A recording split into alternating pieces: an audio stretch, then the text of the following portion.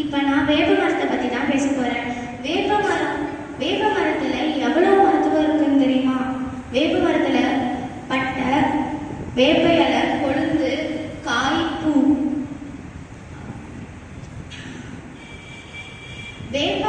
வேப்பம் பூவை தமிழ் புத்தாண்டு அப்ப பெரியவர்கள் ரசம் வைக்க யூஸ் பண்ணுவாங்க.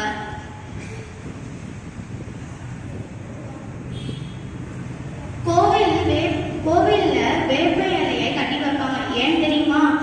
அப்ப திருவிழா டயத்துல நிறைய கூட்ட நெரிசல் இருக்கும். அதனால எந்த கிருமி நாசினியும் வராம இருக்கிறதுக்காக வேப்ப இலையை கட்டி வைப்பாங்க.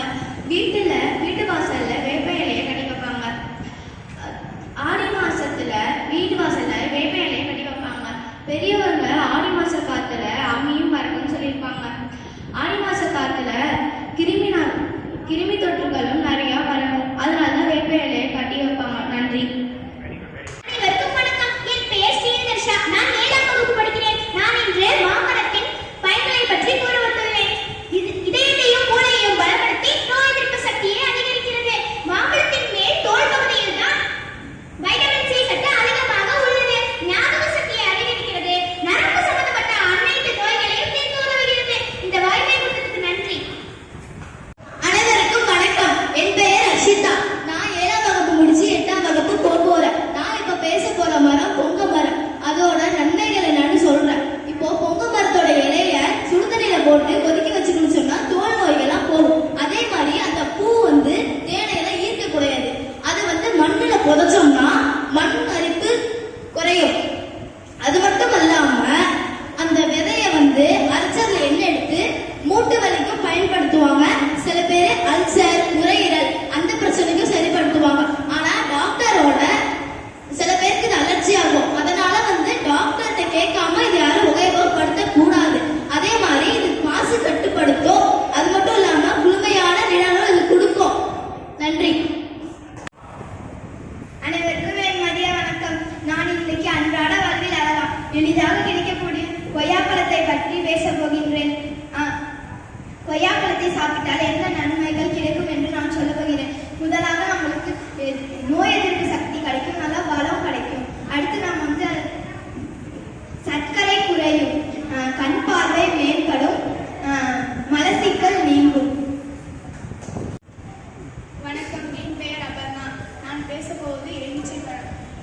எலுமிச்சை பழம் மூலம் கிடைக்கும் உடல் நல நன்மைகள். எலுமிச்சை விட்டமின் சி அதிகம் உள்ளது. நோய் எதிர்ப்பு சக்தியை அதிகரிக்கும். மருத்துவ பயன்பாடு தோல் பராமரிப்பிற்கு உதவும். உடலில் உள்ள நச்சுக்களை நீக்க உதவும். குறைந்த பராமரிப்பு, அதிக தண்ணீர் தேவையில்லை. வீட்டு தோட்டத்தில் எளிதாக வளர்க்கலாம். பூச்சிகளை விரட்டும் தன்மையுடையது, முக்கியமாக கொசுக்களை விரட்டும் தன்மையுடையது.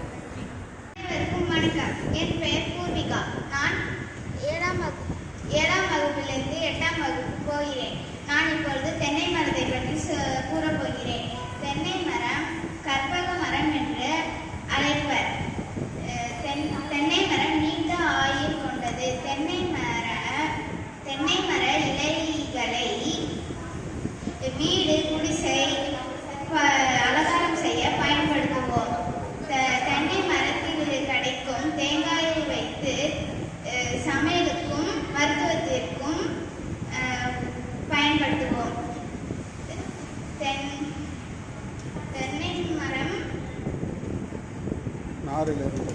தென்னை நாரிலிருந்து தூரிகை செய்ய பயன்படுத்துவோம். நன்றி. எல்லாருக்கும் வணக்கம். என் பேர் பவித்ரா. நான் 6ஆம் வகுப்புலேருந்து 7ஆம் வகுப்பு போகிறேன். இப்போ நான் பேச போகிறது வாழை மரத்தை பற்றி. வாழை மரம் என்பது ஒவ்வொரு பாகமும் மனிதர்களுக்கு மிகவும் பயன்படும் ஒரு அற்புதமான மூலிகை மரமாகும். தமிழ் கலாச்சாரத்தில் வாழை இலை முக்கியமான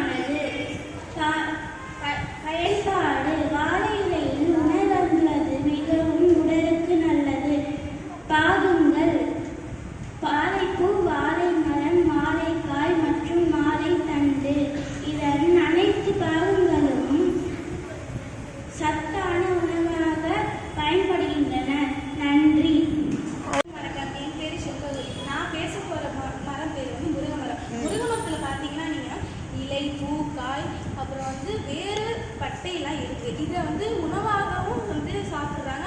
இன்னொன்று வந்து வேறு, அதாவது வேறு பட்டை இதெல்லாம் வந்து மருத்துவங்களுக்கு யூஸ் ஆகுது.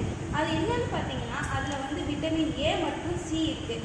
அதில் நீங்கள் வந்து சாப்பிட்டாலும் நல்லது, நீங்கள் சாப்பிட்லன்னா அதை வந்து வீட்டில் வந்து வளர்த்து அதை நீங்கள் சாப்பிட்ணுன்னு நான் ஆசைப்படுறேன். அவ்வளோதான். நன்றி, வணக்கம்.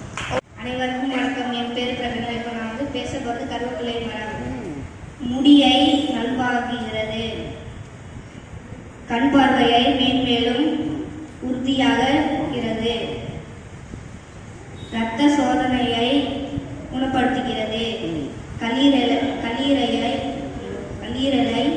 பாதுகாக்கிறது, செரிமான மண்டலத்தை நல்லது. நன்றி.